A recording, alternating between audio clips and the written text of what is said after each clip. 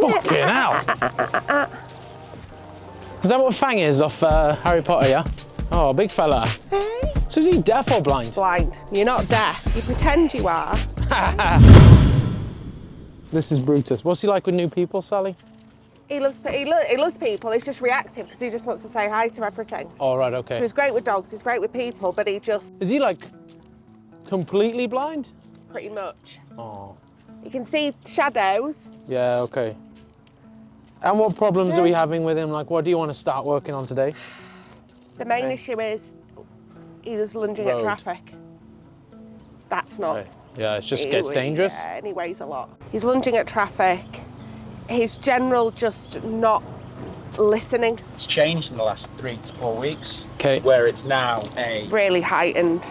Literally, it's like that. Just steaming at the end of the lead. Yeah, and you're having to like ram him into a wall with your body to stop him going into the road. It's changed a lot. And then the traffic is a nightmare. That's what triggers him. It feels like that's what triggers him. Just as it sends his arousal up? Yeah. We've got his sister at home. Yeah. We spend most of our time managing the fact that they kill each other. So they have to be separate. Yeah, yeah, okay. So we've just been in a state of management. He's taking the piss. We don't know how to stop it, and it's just got worse and worse and worse. And how badly is it pissing you off? Badly. Bad. I can't take him. He's just fucking out-muscling us. And because he can't see, he doesn't understand that that's dangerous as shit. Yeah, yeah, yeah. That's a road. I want him to be focused on us. Yeah, yeah, yeah. And, oh, and bless him. Is his sister a Neapolitan Mastiff? Yeah. So she can partially see. She's got loads of other health issues. Is it a typical thing that they go blind? Yeah, they can have eye problems. Yeah, yeah, yeah. And he had them really young, so they couldn't do what they needed to do because he was still growing. And how old is he now? Coming to 4 in July. Not old. How long do these dogs live for? 8 to 9 years old is a good... It's a good age. For a giant breed. Yeah, yeah. He doesn't respond. He's like he's dead round the neck. So we had him, his sister responded really well to the prong. Yeah. He just kind of shuts down and just pulls into it. Gotcha. Okay, okay, okay. God. And he doesn't listen to you when you're trying to guide him. He just... Okay. And he pulls into the prong, and do we use the check chain That's at all? more for guiding him around the house. Like a collar? Yeah, like because all of the jowls, like a normal collar on him would just be like...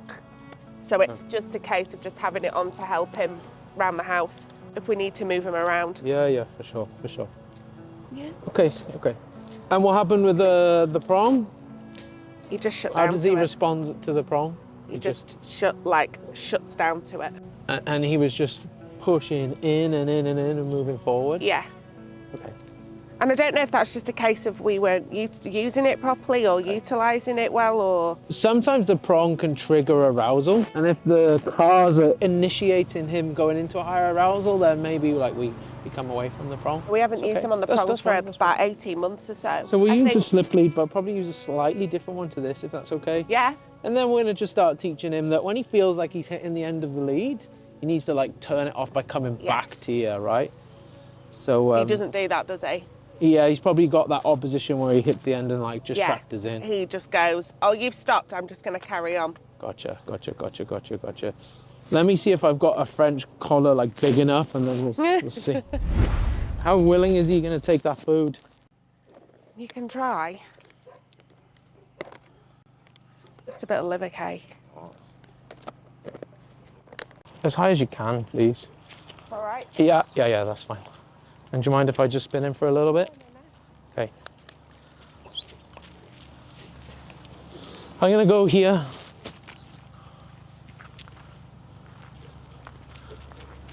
Good boy. Good boy. I'm gonna take it really slow and steady to begin with him, okay? I know. God bless you, mate. It's the jowls, they slip down. Yeah, I know. Is it okay if I do that? Yeah, tuck him in. Okay. You're fine. Just, good boy. Boy. Good boy. Good boy. What's difficult is when a dog's blind, we say, okay, you follow me with your nose then. Nice, good boy. Good boy. So he's giving me payable chances. Just... He shuts down a bit with food. Yeah. Good boy.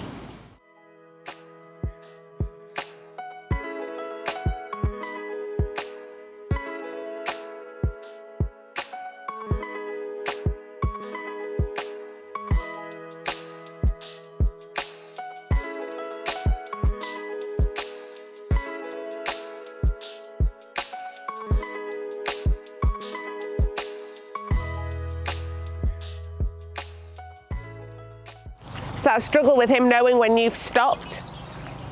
And I'll tell you what I'm trying to do in a second.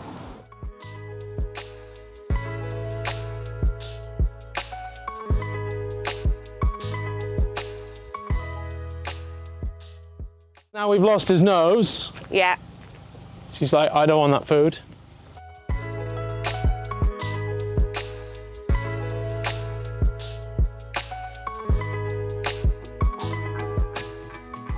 What's super important now is every time he leaves me, we're just going the other way. Cannot hit the end of that lead and attain forward momentum. So I'm just turning him and turning him and turning him. So he feels like when he hits that end of the lead, we're doing 180. We're doing That's 180. the only way for him to move. Yeah. So we've only got touch to work with now. Boy. Boy. We'll shorten up and see how we go. I'm cheating a lot.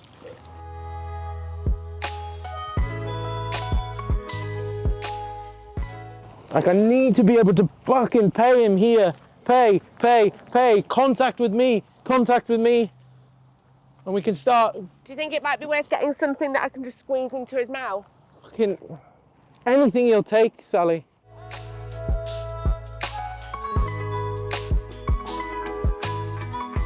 Good. In the garden, he's good with food. We start in the garden with it. Yeah, for sure. Good. We're getting somewhere. Good.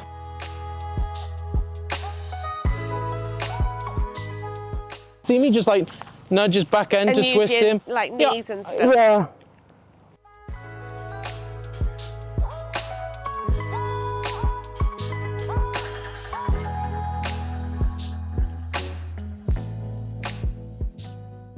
Good boy.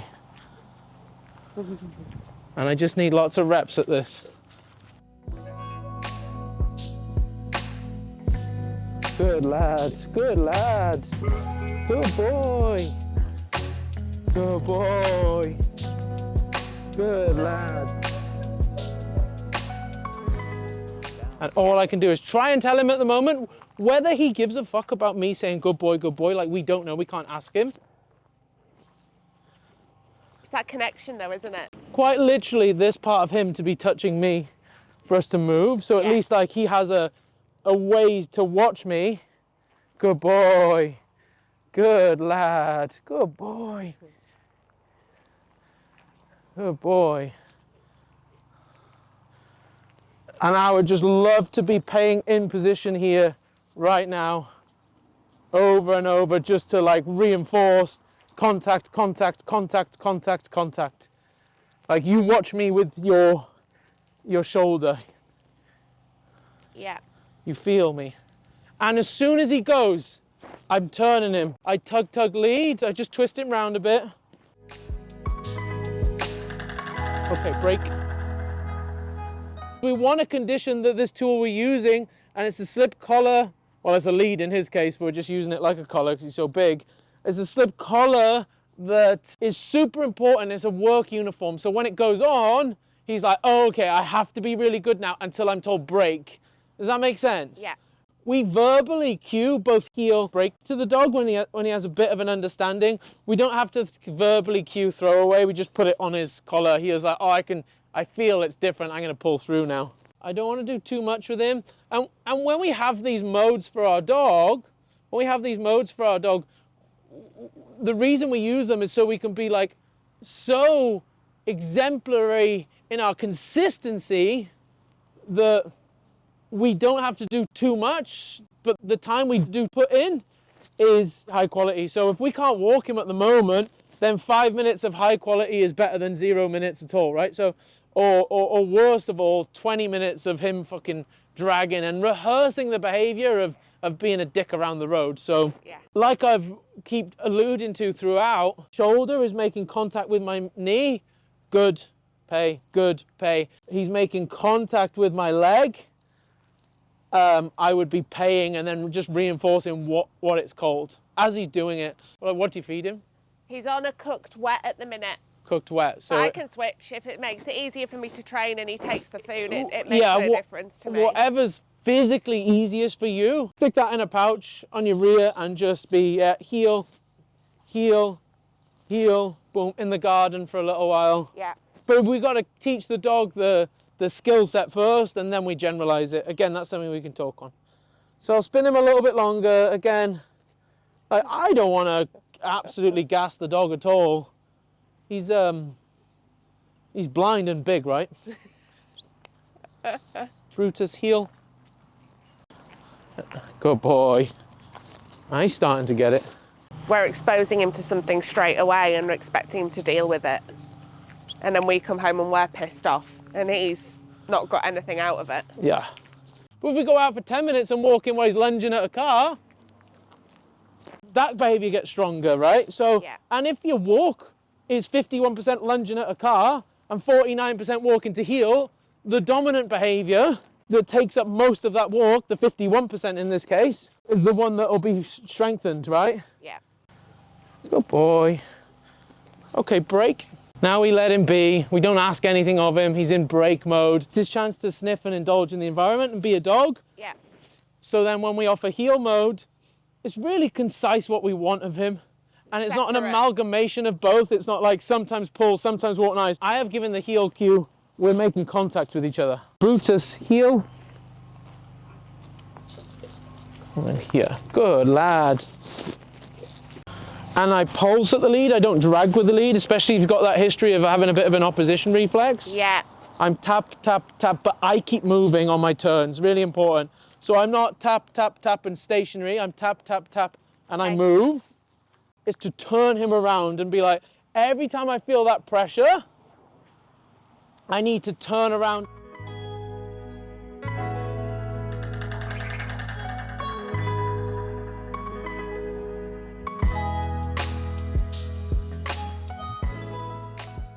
Good boy. Good lad. No? No? I'll go fuck myself? Okay. You're a good boy. History of reinforcement that is strong, e.g. pulling and lunging at cars or whatever he does. We need to make sure we're spending time generalizing this everywhere. So dogs like see pictures as opposed to behaviors. They're not gonna like learn heel and then go, okay, I can heel everywhere now. They learn heel in a picture and they need to see that in about 10 different pictures before it becomes like a generalized skill, meaning that. So doing it just in your garden and then expecting him to do it consistently everywhere else. Yeah, so we start in the garden or somewhere like that where we just teach the skill. So he's learning that skill and we want to be able to use food. Then what we can do from there is we start dialing up the difficulty of the environment or draw. But we only dial up the difficulty when the dog has found success in the last environment, right? He's now found success here for the most part. And then we would change environment and we do another A to B drill. Good boy. Good boy, Brutus. Very nice. Good boy. So we go from the garden, then perhaps just to the driveway. If your driveway is like pretty like heavily trafficked, we're adjacent to a road, so we're not working 0 out of 10 difficulty or 1 out of 10 such as the garden, then to a 10 out of 10 by going out of our house and then walking like next to a road where cars are flying past him. That jump is going to set us back. Okay. Just write down so you've got a bit of a list in your head of okay, if our garden is a 1 out of 10 difficulty, where's our 2 out of 10? Where's our 3 out of 10? And we just like have a little compare of, yeah, but we're 10 yards from the road here, but it's a 40 mile an hour, so the cars are going to be quicker, so that might be more like a 4. And these are things we need to be thinking about when we're trying to generalize behaviors to our dogs. And it works from puppies doing recall to high-level sport dogs around high-level distractions. Conceptually, it's all the same. Based on the dog's success, incrementally making it harder, but only once we found success in the last environment, right? And there's things we can do to create success, like up the intensity of consequence and up the value of reward. But for the most part, time is our friend, especially when we're working with arousal issues. Your dog's going to come out, like you said earlier, high arousal, come down, we find success, we get successful reps in, then we can start thinking about adding distraction. So gradual progress is always kind of the answer, but it might be even more so with his obviously eyesight, right? Yeah. There's Mama. Okay. Yeah. And you can just let that. Yeah, nice. Okay, so Brutus heel, and then just like... Brutus heel. Good. Go for me.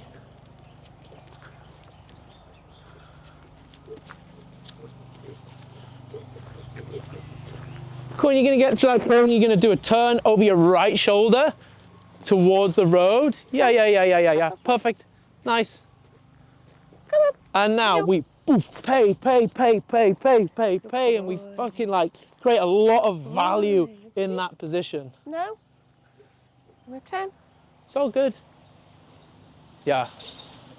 Cool. And go. Yeah. Nice. He's gonna bump into your knee a couple of times, but that's okay. And turn him. And your taps with the lead a little bit, Sally. You're just pulsing. Duck. Okay.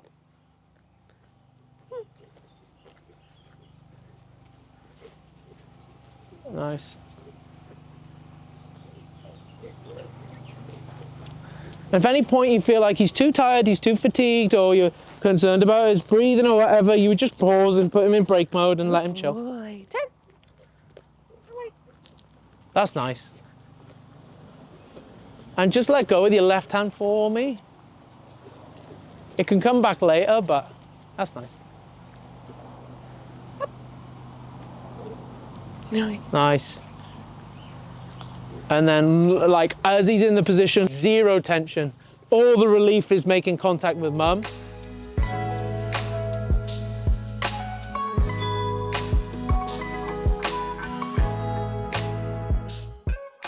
Are you knackered? One more. Yeah, if he's tired, once you get back down that end, Sally, in the shade, you just Brutus break and then let him indulge. This way. Up. Oh boy. Nice. Yes. Hey, it's good. It's not perfect, but it's good. It's better. It's nice. Oh boy. Okay. Okay, break. Yeah. Bless him. Boy. Yeah, good boy. So everything kind of makes sense so far? Yeah. You're almost like re-socializing the dog, but with a bit of obedience thrown in, that's all. I think that's the thing we've struggled with, because we've just always been in that state of just crisis management with both of them. Yeah. That's our main priority, is they don't kill each other. Yeah. How bad are their fights? Bad. 8 hours. What? 8-hour fights. Blood everywhere. Really? They can sit in the boot of that car together, but they cannot be in the garden or the house. Just around the house. Who instigates it? I think his sister. But now he realises I weigh 20 kilos more than you, so I'll finish it. Okay. Because when they were younger... She's smaller than him? Yeah, she's 65. Like 20? What's he? He's 80, so yeah, 15 Fucking hell. kilos difference. Okay. So they can be in the garden by themselves. As soon as one of us comes out, she straight away, where's he? Get away. We're the problem with her. Yeah, okay. She's a very, very needy. And what does he do? He'll warn her. Yeah. And then it's just straight. Because she won't back down. Yeah. And the problem is he's blind, so then he redirects. Gotcha. So he's redirected on you twice, hasn't he? We have him tethered. Yeah. So it's just a constant management. Yeah, okay. So we just want, when The dogs. when he's with us, we want this to be positive when we're doing things with him, as Yeah, for opposed sure. to Not constantly just like being breaking like, up fights all the time. fuck's sake, now we've got to walk you, now you're being a bell end, and all he sees is just negativity. Because they're both lovely dogs. Like, they've got lovely, lovely personalities, just not with each other. It's interesting. Are you tired? We look back on videos and she's been like that since she was 12 weeks. Just You getting can in the see way. it. Yeah, you just can, like, yeah. You'll go Brutus and she'll body block him. Ah, okay. Yeah. And you're like, oh fuck, I wish we saw. And that's the problem. They've got separate areas in the house. They've got separate doors that they come in and out, so she doesn't have to come past him. And that's why he's tethered. So if she accidentally happens to get out of her area into the kitchen, there's not going to be a. But you can put them both in the boot of that normal. car and they're fine. It's bonkers because they're so big, but it's not. It's very common behaviour we see in Cocker Spaniels every day. Okay. Oh really? Oh yeah, Cockapoo, Cocker Spaniel.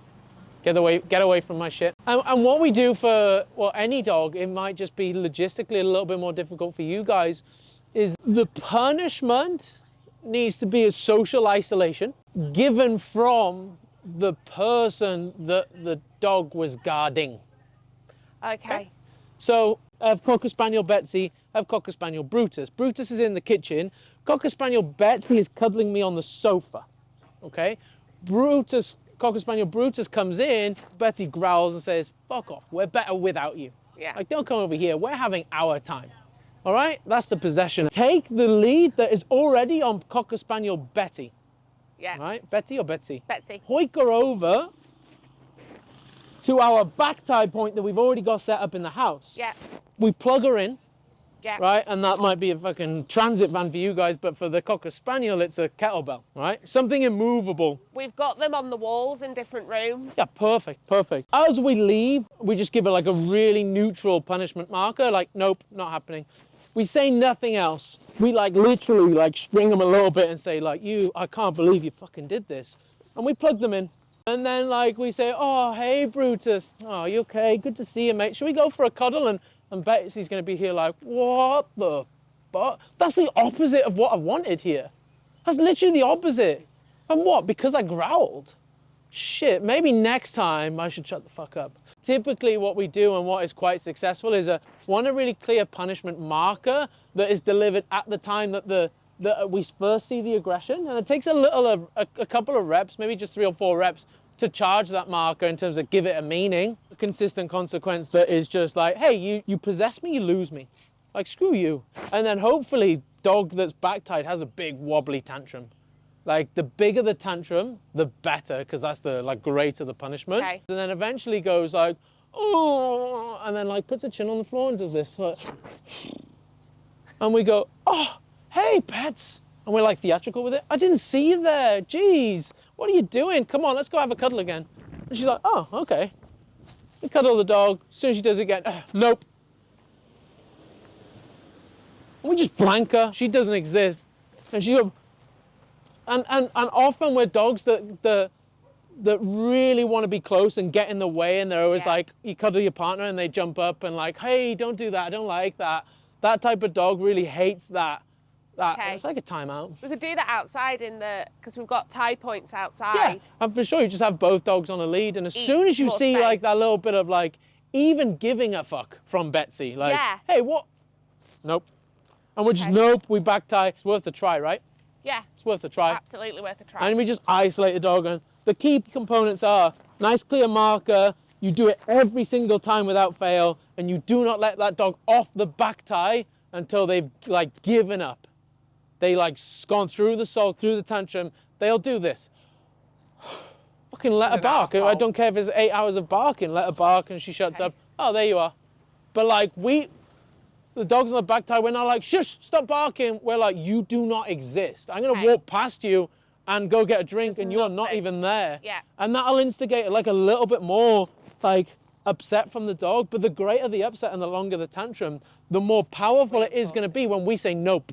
We say nope and the dog goes, fucking hell. Oh God, don't send me over there. Okay, I'll shut the fuck up. But like, oh Jesus, I'll wind my neck in. So long as we put the reps in, right? Yeah. Can be pretty like harsh on the dog. But what a lot of people do is they accidentally add fuel to the fire by adding in like physical corrections. More often than not, I feel like that. Yeah, it's a form of negative punishment, not positive punishment, because they're losing the liberty. Can go a long way with house problems. Yeah. Worth a try. Yeah, Says you got not absolutely. much to lose, right? So you want to do a little bit more healing with him, and then we'll wrap it up and just talk about homework. Brutus, heel. Heel. Very nice. Yes.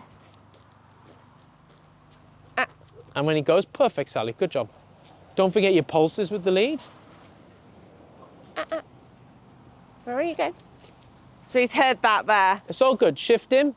Throw him back on track of where he should be. Come on. Come on. All good. All good. All good.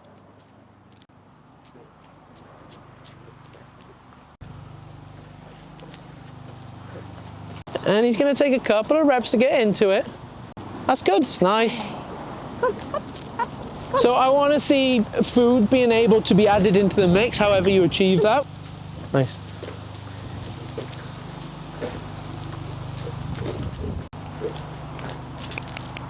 And with your hand on his back end, just like, sounds crazy, just prong your fingers like this, like fork them. If you have a flat hand, the dog will oppose it and push back. You like do this with your hands and you'll. Nice. And there we pay. Yeah, keep moving. Yeah, nice. Move and pulse and move and pulse and move and pulse and move and pulse. Break. Good boy. Be very stringent on break mode, heel mode, and throwaway mode.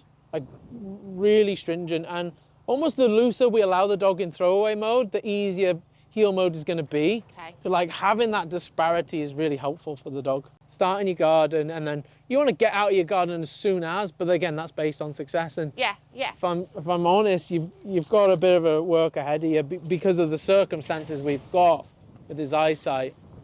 You know, if he was a gannet for his food right now, it would speed things up a little bit. So heel is like, I'm going to expect nothing less than contact with me, and your head is up off the floor. We're not sniffing. Yeah.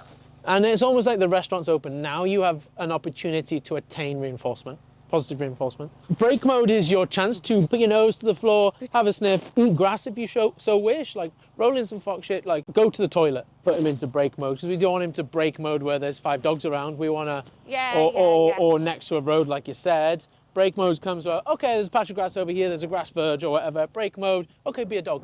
And I say to my clients, I don't care if 90% of your walk is break mode, so long as you've instigated it for the dog, that's fine. And everything else is quality. I've said heel. No, I'm going to turn you around, you try and pull me. You try and pull over there. Hey, no, I've said heel. The third mode was?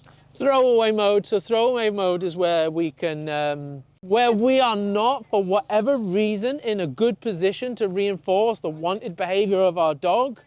So we don't want to poison a tool that we want to be important, such as the blue slip lead here. We use an old collar or harness for a lot of dogs. So throwaway mode for my dog, if we're walking up to the training field, is the ball in his mouth and he's on his flat collar. Okay. And he pulls me like a train, and that's okay. And then I switch, take the ball out, goes in the back pocket. I say heel, and he goes boop, boop, boop, and he heels nice. Okay? But we all need a throwaway mode because of sometimes you've got 30 seconds to take the dog from your front door to your car. Every time he pulls on that blue lead, we have to turn around. We've got 30 seconds, not 30 minutes. Good So we use throwaway mode because we don't want to poison our important tool, right? And again, it might be the case with the prong where we've done a bit of work on it and then he's pulled into it and we're like, fuck, I got to get this walk done. And he's like, oh, okay, I turn That's the situation we're in, isn't it? Just walk him. Yeah. And then you come back pissed off. I come back nearly dead. You can take him through 30% of his training where you live. The bottom of our garden goes right onto so the main road's a 40 and the garden's fenced at the bottom. So it might be that we do, the 1 is at the top and the 2 is at the bottom by the fence. To get from A to B initially, or like your 1 out of 10 to your 2 out of 10, we just use management. So we use our break mode or our throwaway mode there, right? So what I want you to do is take away from today is like, that blue lead is fucking like so important. Yeah. Pulling is never allowed. And if you hit the end of that blue lead, Brutus, when you feel this sensation on your neck, we're always going to turn around. Yeah. Like you always got to yield to that pressure by going the other way. And then over time, he'll start thinking like, blue lead's on, I'll just stick to the leg. That's in my best interest. Yeah. So if you take anything from today, it's just that for me. Okay, no, that's perfect. Okay? Yeah, that makes sense. Okay. Perfect, perfect. So you can either put him in brake, take him to the car, you can heel him to the car, it's up to you. You can put him in throwaway mode to the car. We've just got to be sensible in every choice we make, right? Everything thinking about it.